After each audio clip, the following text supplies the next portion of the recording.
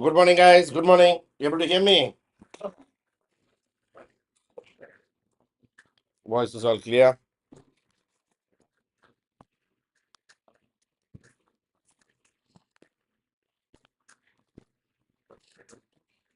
Just 1 second.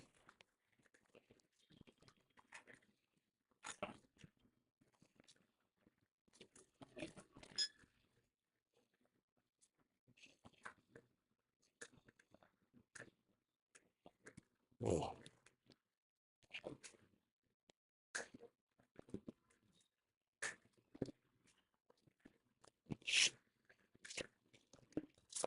sorry, my table is gone up completely dirty, so I just wanted to check that. Let's once again. So, guys, today we're going to discuss about we got a couple of current affairs topics to discuss, and then we will see the um, um, MCQs. Okay. Now, I hope the voice is all clear for everybody. Hmm. See, a couple of days ago, I think day for yesterday, Government of India conducted the SCO summit. There was an SCO summit which was conducted, right? And government came into the directions of that. Mm. India chaired the SCO summit, right? And as usual, both India and Pakistan went on a fight with each other. And we both had a disagreement. We both had an argument. All that sort of things happened, no? Pakistan tried to misuse SCO summit for their own, personal purposes, and we retaliated back saying SEO is not a platform for that. And then simultaneously, even China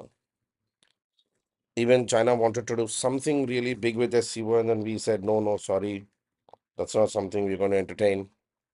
We don't want the SEO to become a Belt and Road Initiative's extension platform, and we've been very clear and very specific on that, right? Hmm. So SEO summit. See, currently, in this summit, Iran has been officially completely included. In Iran is now included as the ninth member of the SCO. The other eight members are China, India, Kazakhstan, Kyrgyzstan, Pakistan, Russia, Tajikistan, Uzbekistan. The last batch of joinees were actually India and Pakistan. And then, conclusively, this SCO summit has now agreed for cooperation between the member states for de-radicalization or ending radicalism or radical thoughts. That's been understood and concluded that we will work on making sure that there is no radical things which are happening, and also preventing the spread of religious intolerance, aggressive nationalism, ethnicity or ethnic nationalism, racial discrimination, ethnic discrimination, all that. Yes, yes, I'm. Yesterday I couldn't put it. Today I'll put all the. I'm given my schedules. I'm uploading everything in that app. The PDFs of classes with the current affairs I'm uploading on the app. Okay, so that's important. And 2024 has been declared as the SCO year of environment. So SCO members will focus on environmental damages and environmental issues of climate change. And also, this time for the first time, SCO specifically criticized non-EU, non-United Nations sanctions. Those are sanctions which are put on countries without the approvals from United Nations. Um, reason being, if you see, United States of America has put sanctions on China and has put sanctions on Russia for the Ukraine war. So SCO has been categorically complaining about this. SCO is like, ye galat hai. Sanctions have to be put by a qualified country, not by every Tom, Dick, and Harry. In fact, one of the arguments previously given by Vladimir Putin is very simple. If every time every country starts putting sanctions on America, United States will never stop. US will not have existence. अगर ऐसा हर country US पे sanctions करता बैठा तो US का तो किस्सा ही खत्म।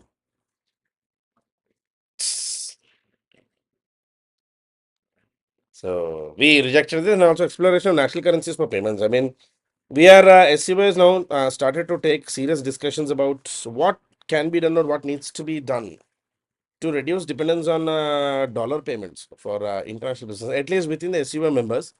I mean, if it's possible, we can actually create a cross exchange. And India's biggest contribution to SCO this year has been the five big pillars of cooperation, which Narendra Modi suggested to the SCO members in startup and innovation, traditional medicine, youth empowerment, digital inclusion, and shared Buddhist heritage. I mean, the reality is all the SCO countries do share a very strong Buddhist background or Buddhist heritage. So we want to work on that aspect: startups and innovations, traditional medicine, youth empowerment, digital inclusion, and shared Buddhist heritage. Now, some other things which happen is we want SCO to support the Millet Food Festival, Film Festival. India also suggested having an SCO Village Festival. It's a virtual conference. SCO summit happened as a virtual summit. SCO Millet Food Festival, SCO Film Festival, SCO International Conference on Shared Buddhist Heritage, etc. We suggested expanding the domains of SCO.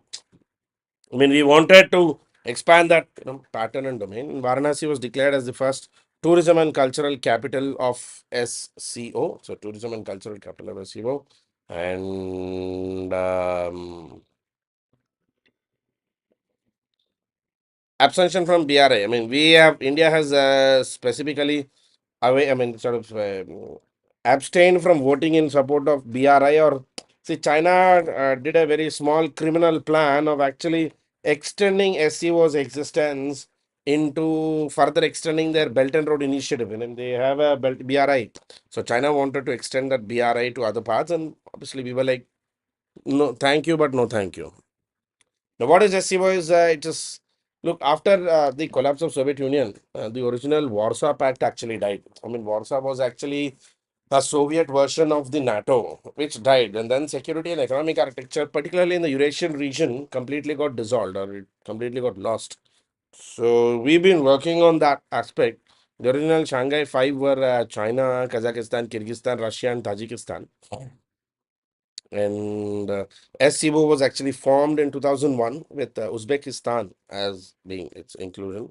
And it expanded in 2017 to include India and Pakistan. Since its formation, SCO has always focused on regional and non-traditional security infrastructure with counterterrorism as specific priority. I mean, SCO is very clear. It's basically counter-terrorist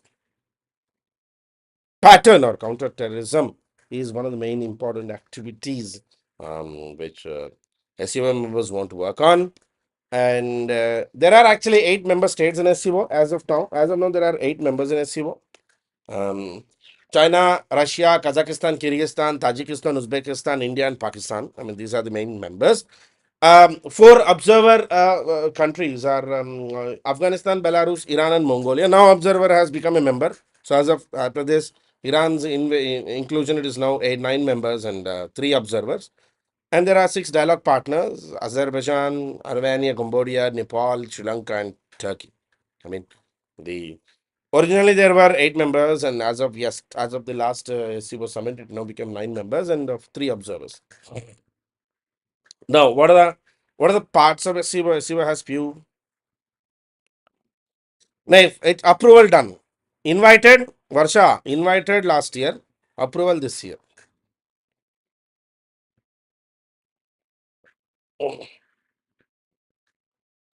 Okay. SCO में executive branch होता है, which is basically responsible for doing the executive jobs and responsible for day-to-day functioning.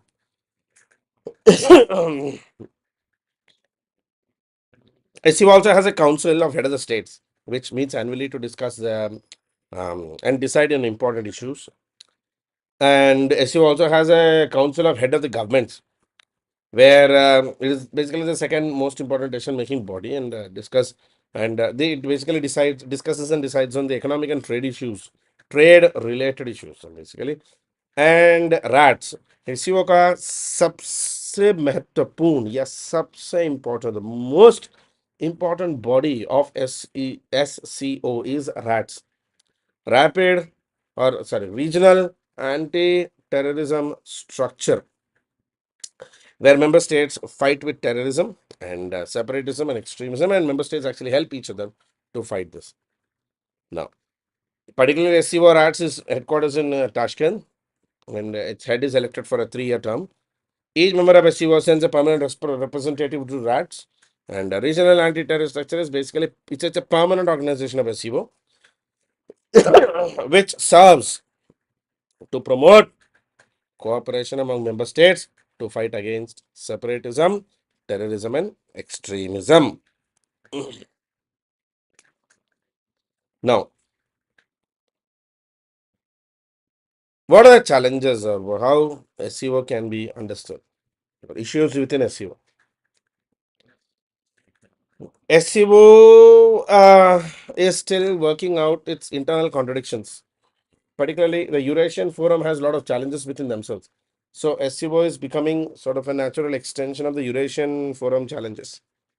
Another problem is Russia's war in Ukraine. I mean, not all members of SEO are in favor of Russia. And then third one is China's dominance. So China's is increasing its prospects of Beijing's emergence as a dominant force in Inner Asia, which obviously countries like India do not see in very good favor. What is the significance of SEO membership for India? Is see, we get access to Central Asia thanks to SEO. We've tried previously with things like TAPI, INSTC, try किया था हमने, नहीं workout नहीं हुआ. So now with SEO membership, we get an opportunity to directly engage with Central Asian nations, with Russia, with China, and also work towards promoting regional stability, security, and economic cooperation among ourselves. And SEO mainly focuses on combating terrorism. Look, terrorism, separatism, extremism, the three important issues on which SEO members intend to work. India has been a victim of cross-border terrorism for decades, and India has been working closely with RATS to share intelligence and coordinate counter-terrorism operations in the region. I mean, we've been trying maximum as much as we can from our side. So, देखते हैं. But wait, the hypocrisy of, I mean, one of the major hypocrisies of SEO is India wants to work on counter-terrorism, but India has to work with Pakistan on counter-terrorism.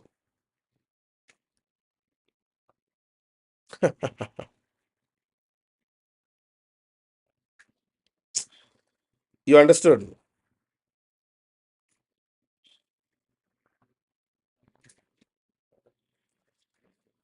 India has to work to, for counter-terrorism with Pakistan, who's actually the terrorist.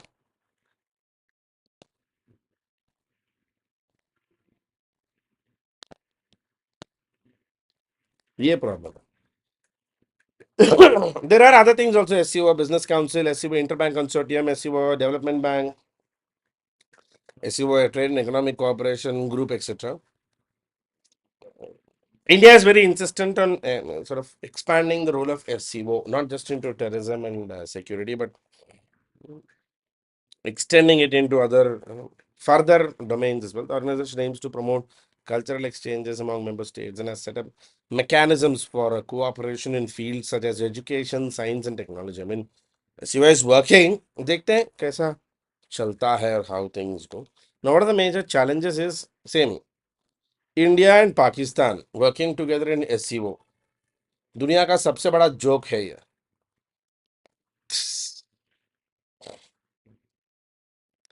And China basically wants to keep SEO as an extension of its economic deptism, nothing else.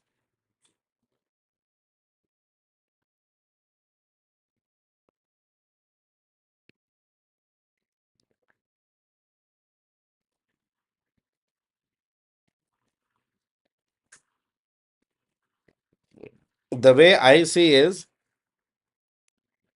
SCO is a club of ex-husbands and ex-wives who are now trying to start a new leap of life.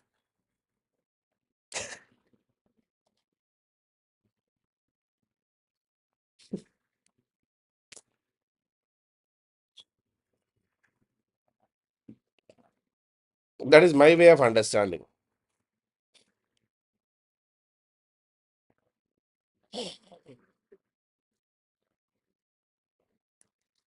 SCO is basically a group of ex-husbands and ex-wives who all together are trying to start a new leap in life. तो थोड़े थोड़े पुराने झगड़े तो आएंगे ही. And okay, Sandeep, you know how you said some youth who are taking the side of Pakistan PM? These are the kids who are stuck in divorce. इनको पता नहीं कि किसको सपोर्ट करना है.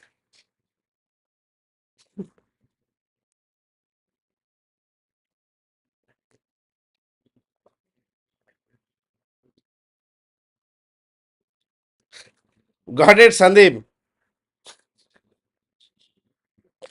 These are the kids who are stuck in the divorce. तो कभी कभी मम्मा सही तो कभी पप्पा सही. Now don't ask me who is the mama and who is the papa in this relationship. I don't know.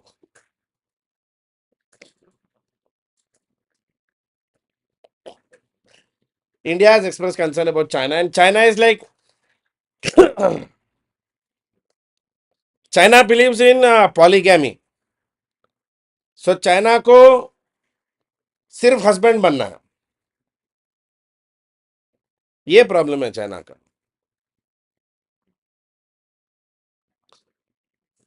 India's trade with SCO members remains very limited and has not been able to tap the full potential. I mean, India has not yet been able to tap the full potential because इसमें भी there is an illicit or illegal relationship between Pakistan and China. So they are already having an illegal relationship in the back. तो ये problem है. We don't trust them, to be honest. I don't trust them.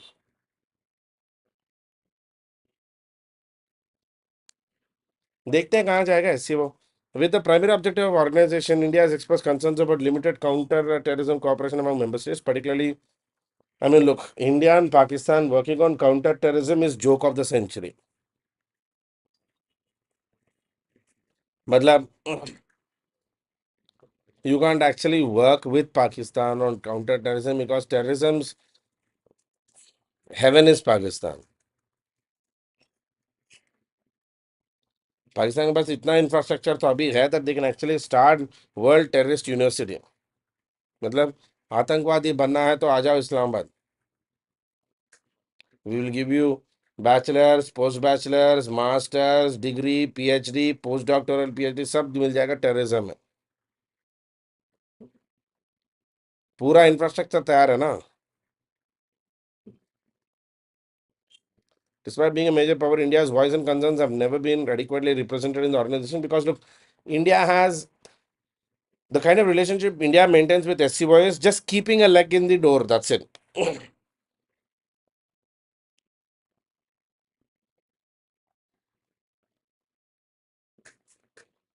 Huh? The greatest terrorist teacher, Hamid Gul, Director General ISI, the godfather of terror.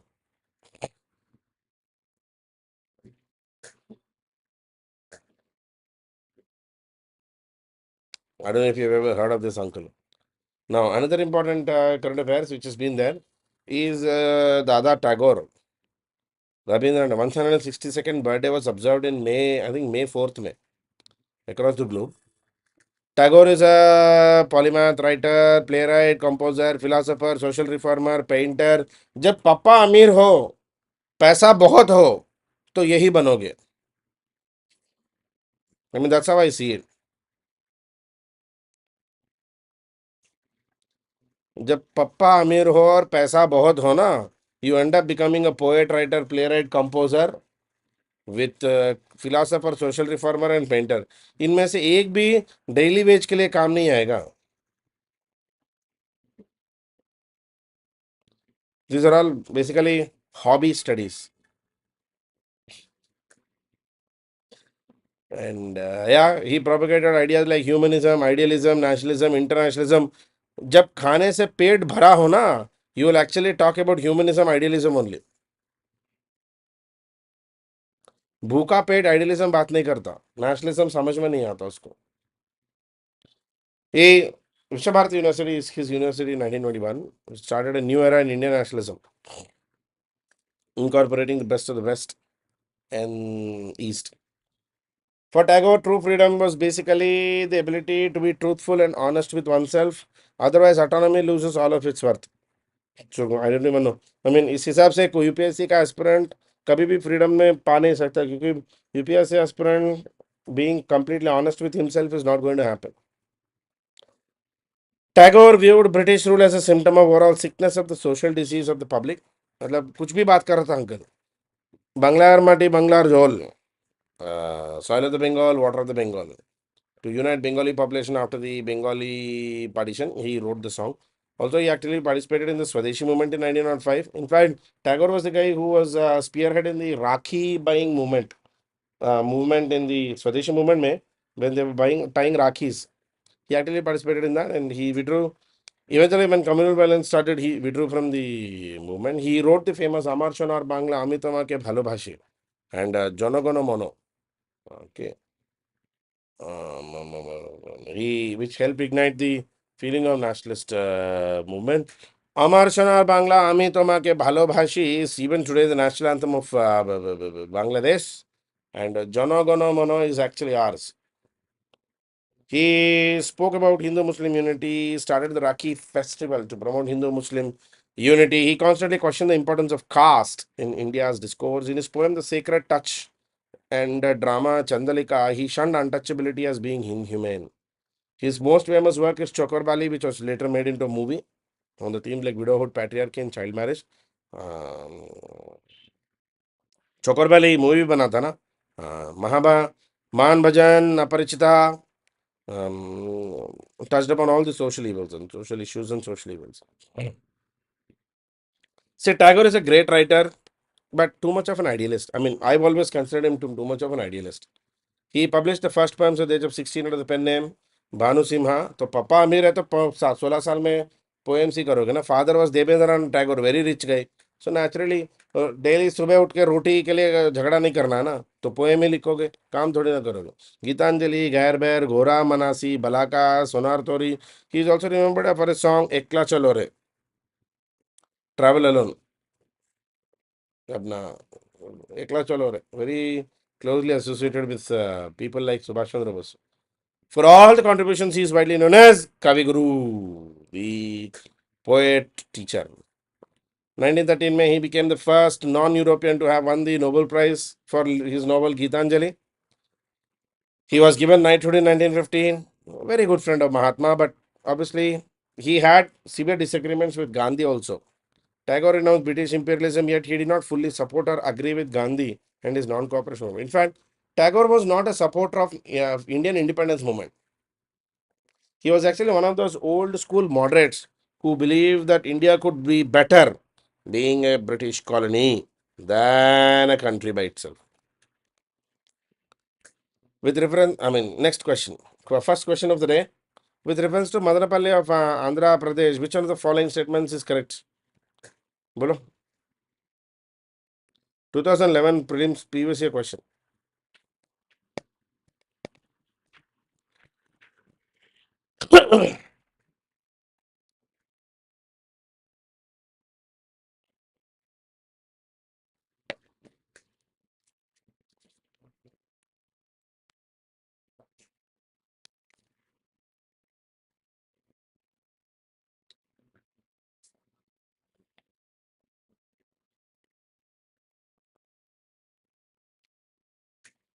Yes, we can obviously. Answer is 3. Yes.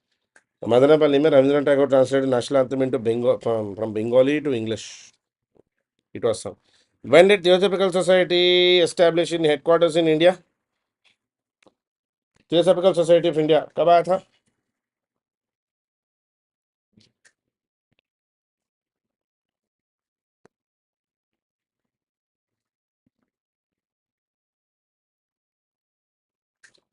अमेत्य Shiv चंडाल मध्यमां शाति दूषिता.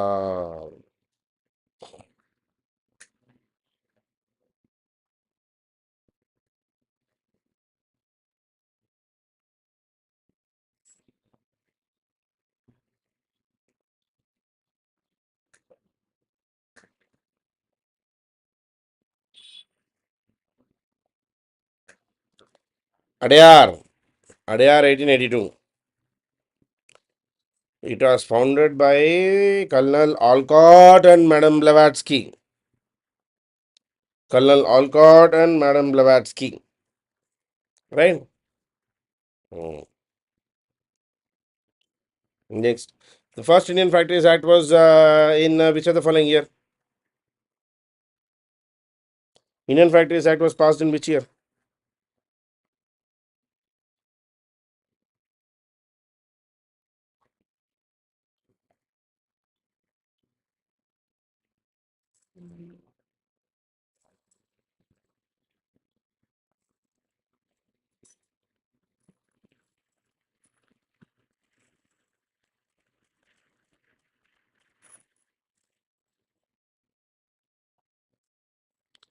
1881, Indian Factories Act was passed.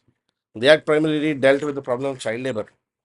It laid down that the children below 7 years could not work in factories anymore, while children between 7 to 12 could work a maximum of 9 hours per day.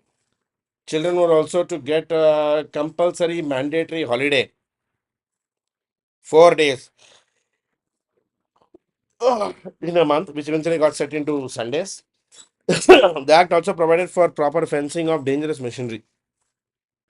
First attempt in India to fix a problem.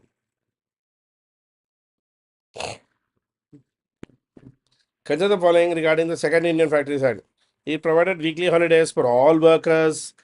Working hours for women were fixed at 11 per day, while daily hours of the children were reduced to 7. Which of the above statements is are correct?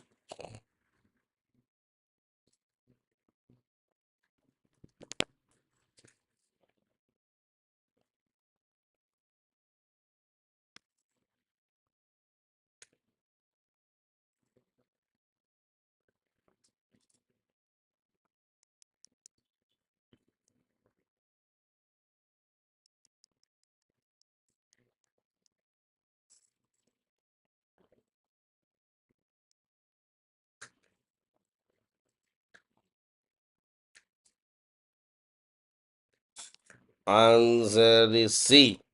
Second Indian Factories Act was passed in 1891. It provided for a weekly holiday for all workers. Working hours 9 were fixed at 9 for women, 11, while those for children were reduced to 7. Hours of work for men was unregulated. Women could work 11 hours, children could work 7 hours. Which of the following art form depicts mythological battle between goddess Kali and demon Darika?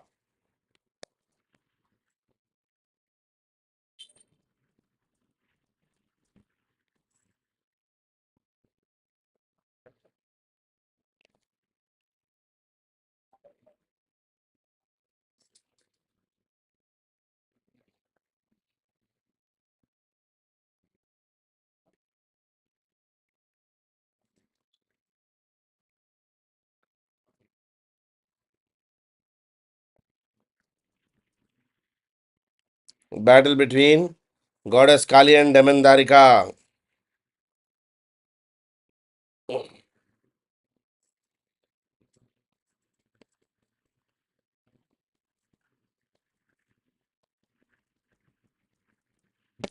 Good morning, Kunal. Kudiyatam. Sorry, Mudiyat. Mudiyat. Kalika and Demandarika. Mudiyat. Now, Buddhist chantings of Ladakh.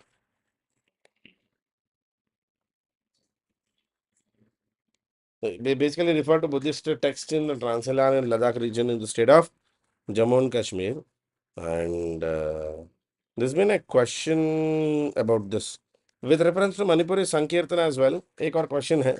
Consider the following. It's a song and dance performance. It is performed to narrate the life and deeds of Lord Krishna. Sankirtan encompasses an array of art performed to mark religious occasions and various stages of life of Shaiva people of Manipur. Cymbals are the only musical instrument used in this performance. Which of the above statements is are correct?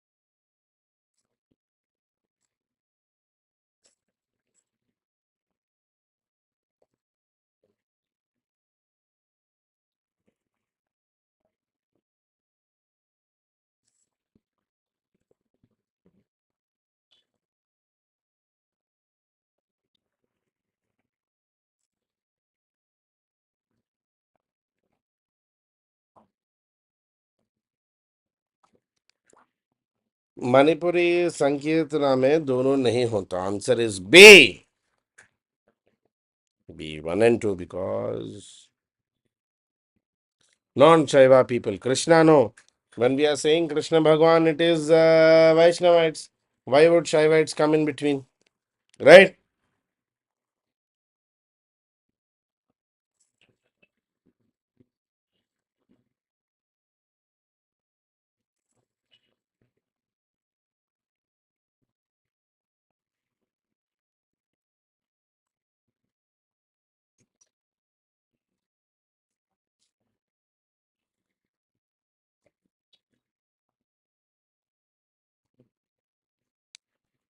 Next.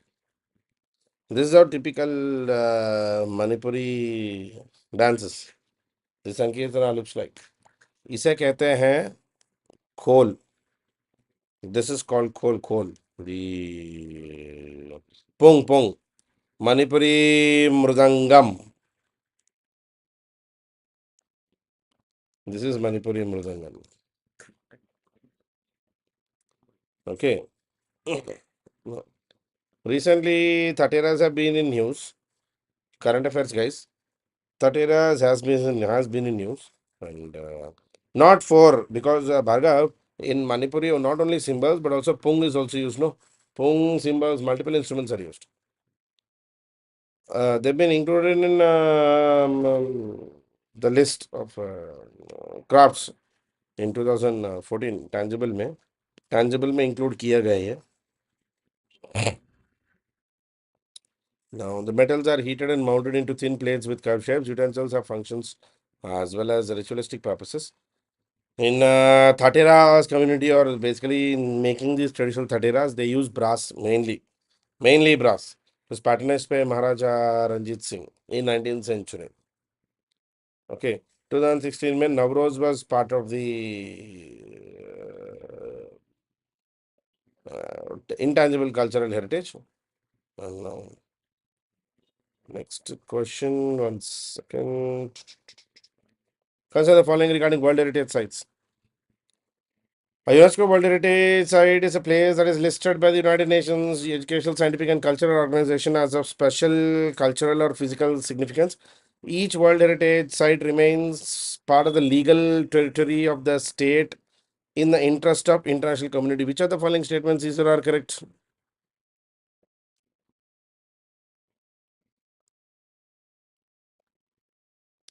UNESCO World Heritage Site.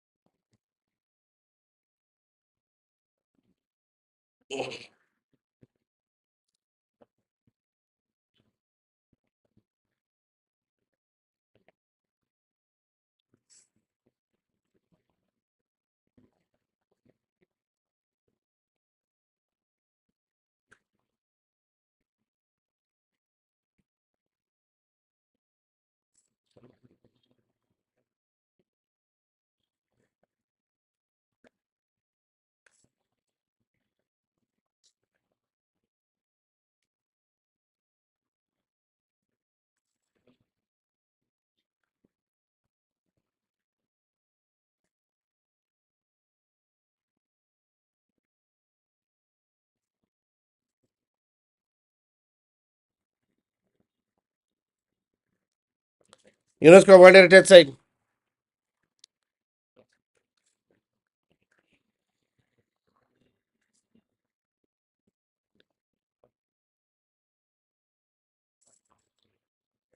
Is it identified as cultural or spiritual or both?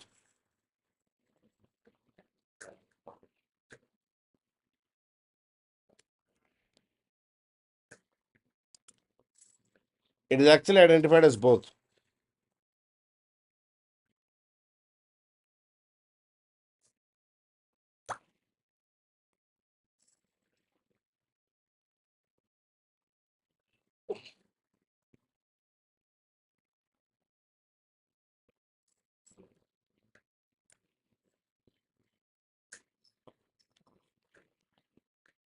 Yes, these are some of the sites that we have, guys, and UNESCO may. The legacy of physical artifacts and intangible attributes of a group or a society that are inherited from the past generations, maintained in the present, and bestowed for the benefit of the future generations. That's what the actual explanation is given in UNESCO. Okay. Now, tangible heritage, intangible heritage, and natural. There are three types. Next is Article 1 of Convention concerning the protection of world cultural natural heritage of 1972 actually defines the cultural heritage. So there are monuments, there are groups of buildings, sites, movable and immovable heritage. Both are observed here. And intangible cultural heritage is basically not physical. And um, um, um, they're not physically perceptible, like performing arts, rituals, festive events, spiritual activities. The those which are not really calculable or those which are not really questionable, that type.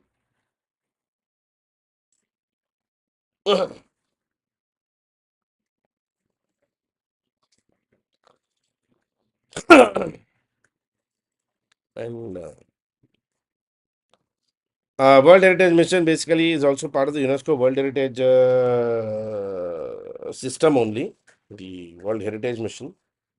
So under this, the entire aim or the idea is to establish management plans, specifically the management plans, and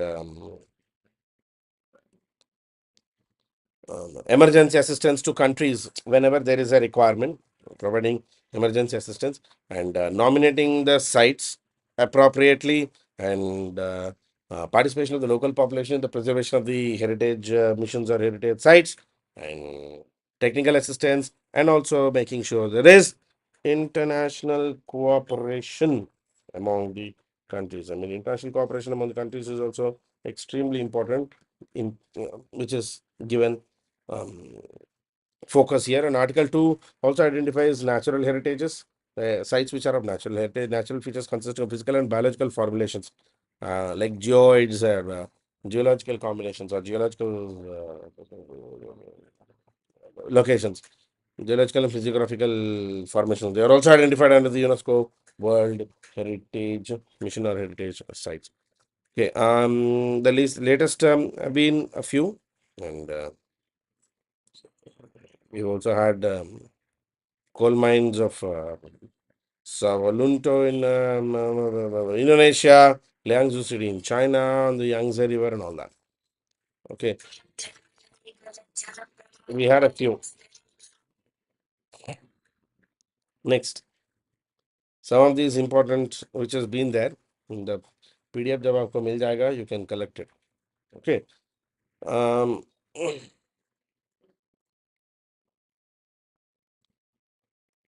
we are currently on the verge of discussing with regarding Hyderabad. Hyderabad is on the verge of getting World Heritage City status. देखते हैं where we go through. And there is also legal status for designated World Heritage sites. I mean, prima facie, given that there are wars which are happening even today, as per Geneva Conventions, its articles, protocols, customs, together with other treaties, including Hague Protocol for Convention of Cultural Property in the event of an armed conflict in international law, it is World Heritage sites are designated protected sites. or designated protected sites. Okay. Which of the following is not a UNESCO World Heritage Site? Ellora Caves, Ba Caves, Ajanta Caves, and Elephanta Caves.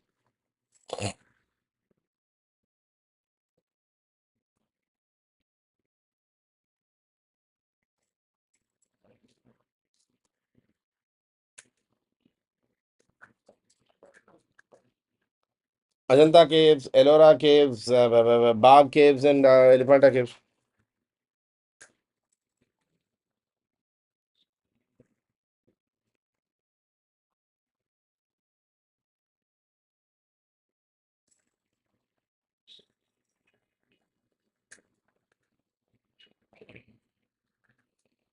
Uh, is actually C.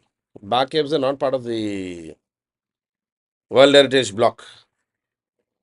Consider the following sites: Konark Temple, Sun Temple, Pattakal Temple, Karnataka, and Mahabodhi Temple in Bodh Gaya. Which are the above is or are UNESCO heritage sites?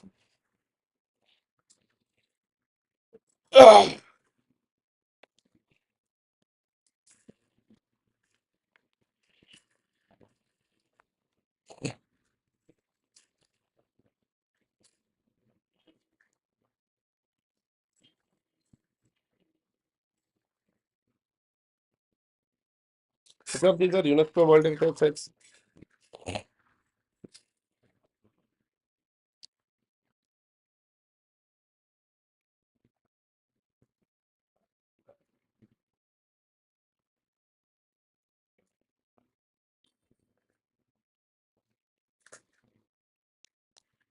Answer C.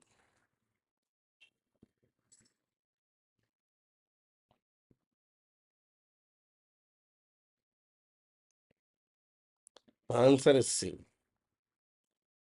Okay, next.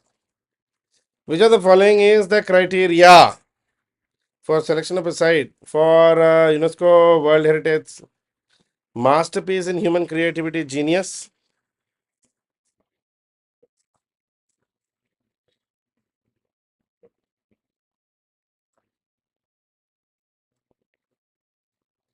Outstanding example of type of building, architectural or technological ensemble or landscape? Both A and B, neither A nor B.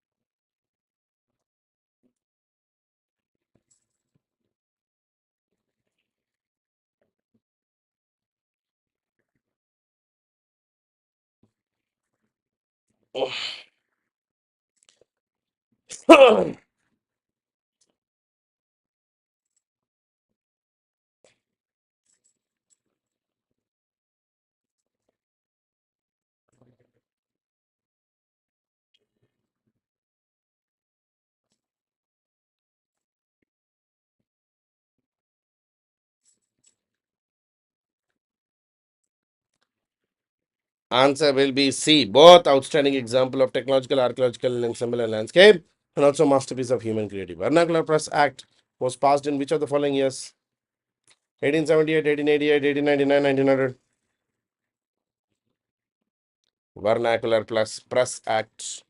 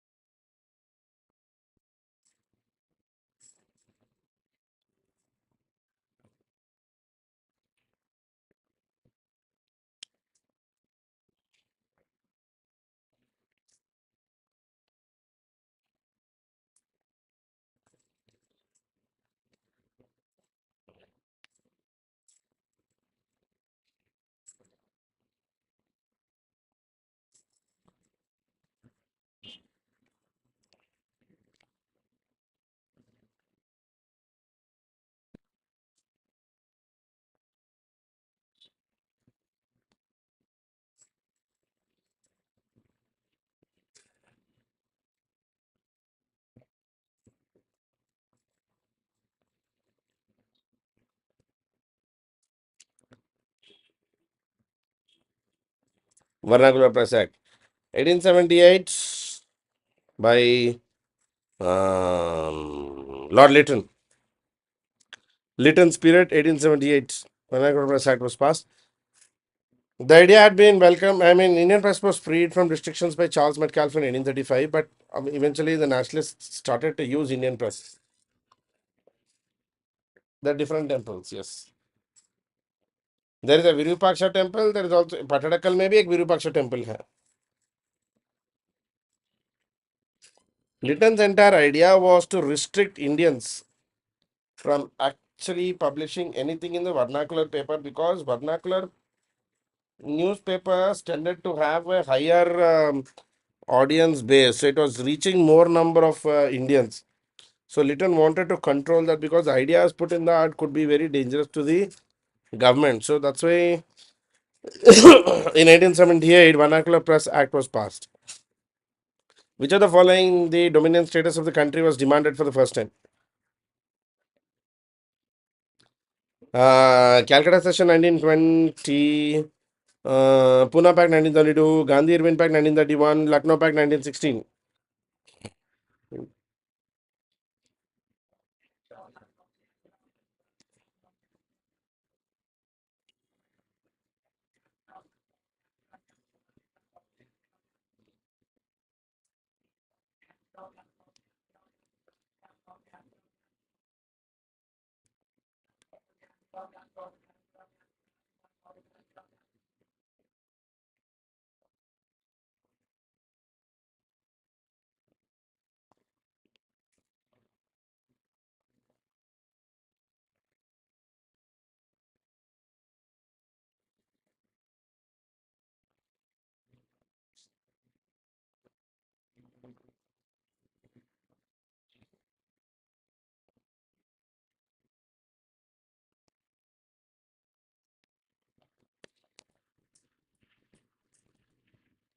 When was it demanded for the first time? It was answer D.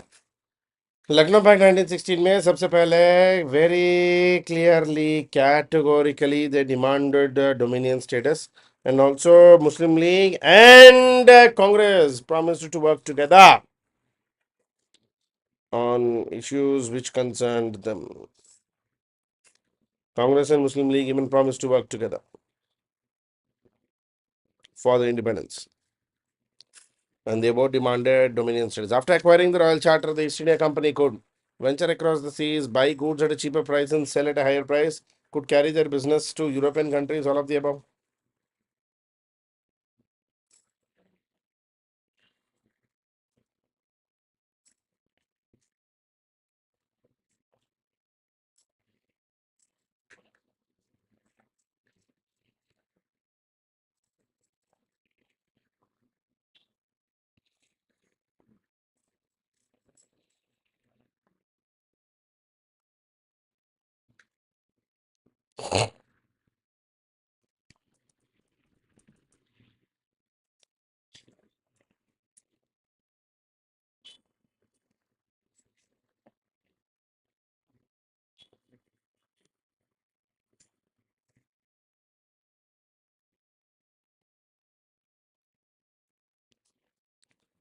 Answer is D.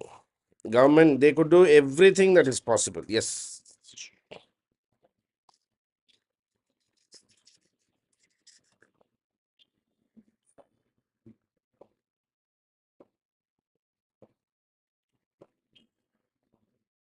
Yes, they could do everything. Venture across the seas, fight wars in the name of the crown. सब कुछ तो कर सकते थे.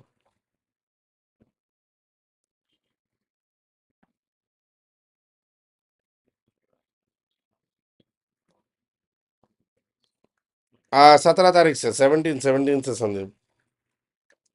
17th. The provincial governments were given more powers under the system of diarchy. Under this system, which of the following subjects remained under the direct control of the governor? Education, public health, finance, local self-government.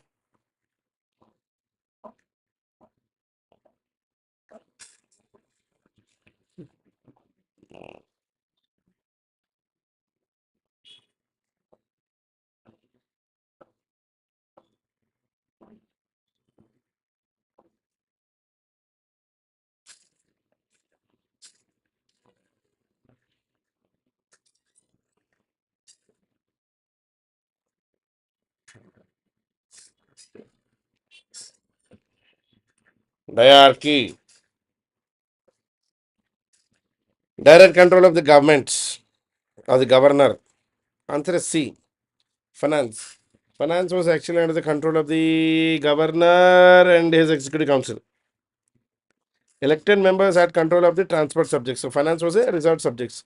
Last question for the day. Which of the following year Sabarmati Ashram was founded? Sabarmati Ashram.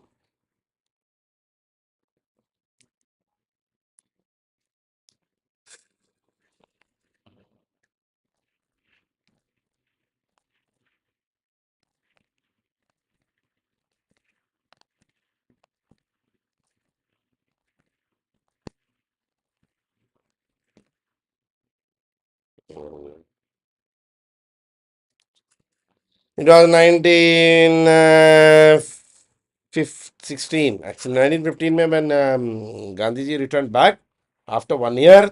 Initially, he traveled around the country to understand the country. He did what we call Bharat Darshan. In 1916, he founded the Sabarmati Ashram at Ahmedabad, where his friends and followers were to learn and practice the ideals of truth and non-violence. So, having said that, guys, let us end the session here today for today. Let us meet tomorrow in the morning at 9 a.m. Thank you. You have a nice day. Bye bye. I'll see you tomorrow.